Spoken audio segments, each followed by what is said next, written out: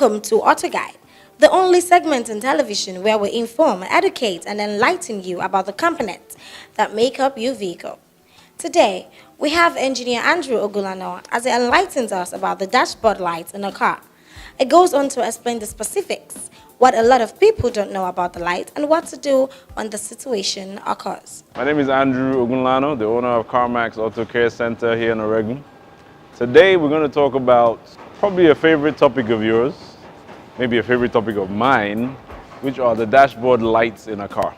A lot of people out there, you drive around with your dashboard lights on. If they don't actually cause an effect in your driving, you assume that everything is okay. So today we're going to try and tell you about what these lights are all about, so you try and understand them better, and then obviously when they do occur, you know exactly what they are, you know what to do. Yeah? So come with me now as I take you into the car so you can see some of these lights, and we'll explain a few of them so that you can understand what they're all about. And as you can see, the car is off right now, but I'm going to take time to show you just 5 of these lights. I'm going to focus on 5 of the lights because those are the most critical lights that are on this dashboard and probably the most popular. All right, so as I turn on this engine, you can see those lights in the corner. The one at the topmost is called the Tpms Light, the one that has an exclamation mark right there. At the bottom of that, you have a check engine light. Right there, you have an ABS light, a Vsc Light. There's a Vsc Light there. And then what you call a skid light, which is the third one from right to left. Those 5 lights. So again, we're going to do the TPMS, check engine, ABS, skid light, and VSC lights. So those are the 5 lights we're going to talk about. We left off by talking about the ABS system, which is your anti-lock braking system. And when you see this light on your dashboard, basically what it means is that something is wrong with your anti-lock braking system. Now, some of you might ask, what is the anti-lock braking system? Well, what it is basically it stops your wheels from locking up. You know, back in the day, we used to have a situation where you press the brake so hard, the front wheels will lock up, and then your car would just skid in the direction that your car is facing. What they did was they added some technology to the braking system called the ABS, which basically prevents your wheels from locking up. And as such, you can still steer your car left or right, depending on which way you need to go, even if you need to avoid something in front of you while you're braking. So the idea is that you still have control of your car while you're driving or while you're braking, as opposed to previously when once the wheels lock up, you have no control. So when you see that ABS light on your dashboard, it's pretty important. You want to take a look at it just to see what it is. It might be something simple as changing one of the sensors that control ABS, which exists on every wheel in some cars, or maybe a front and a back one in other cars. So again, you would bring it to a workshop like ours or any other workshop out there and have them test to see exactly why that ABS light is on. A simple problem, the sensors. A bit more complex problem if the ABS module itself is damaged. That does it for the braking. 100.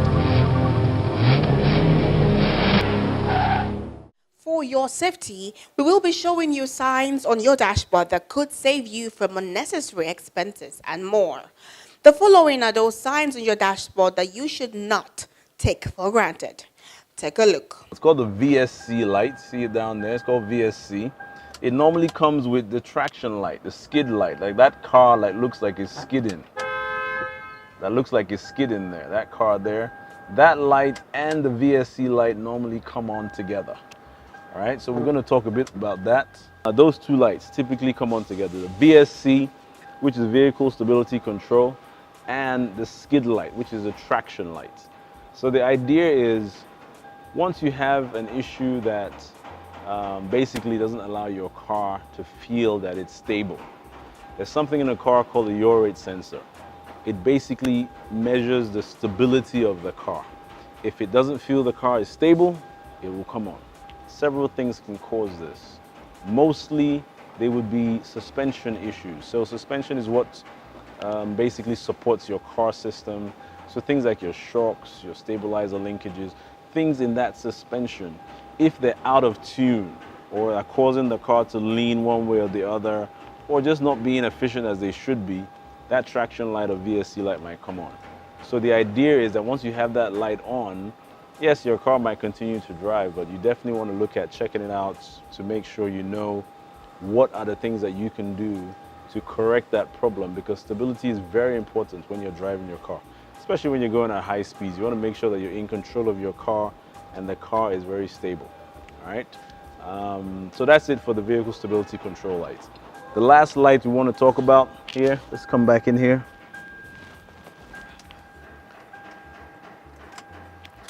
Last light is your battery light.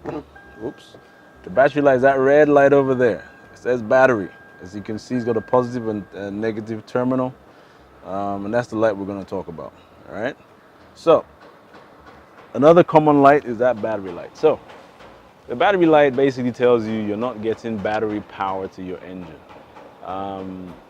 This might be as a result of, one, a weak battery, two, the alternator, which is another part that charges the battery, might not be working, or thirdly, your fan belt, which might be cut. Now this belt helps to power the alternator. So if the belt is cut, the alternator doesn't work, and the alternator doesn't charge the battery. So one way or the other, once you see that light on while the engine is on, something is really wrong. All right, it's a red light for a reason. It means you need to take care of that problem almost immediately, or else most likely that car is going to stop to function. So whenever you see that light, first thing you want to do, park to the side, open your engine. First of all, check if your serpentine belt hasn't cut. If your serpentine belt is in play, then most likely it's your alternator or your battery that has gone dead.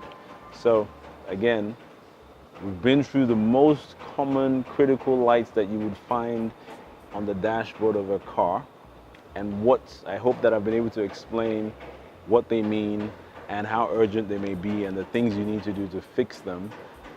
Because again, those lights are there for a reason. They're there to warn you about something that is potentially wrong, and you want to be able to take care of those things so that you don't get stuck on these roads out here. So I hope I've answered all you need to know about the lights, but if you need to call us, I'm sure my number is out there. You can call us and ask us more questions about this. And if you have any of these problems, we'd be glad to help. There you have it. Do not take your dashboard signs for granted. They can help you prolong your car's lifespan. For more on AutoGuide, see you next time.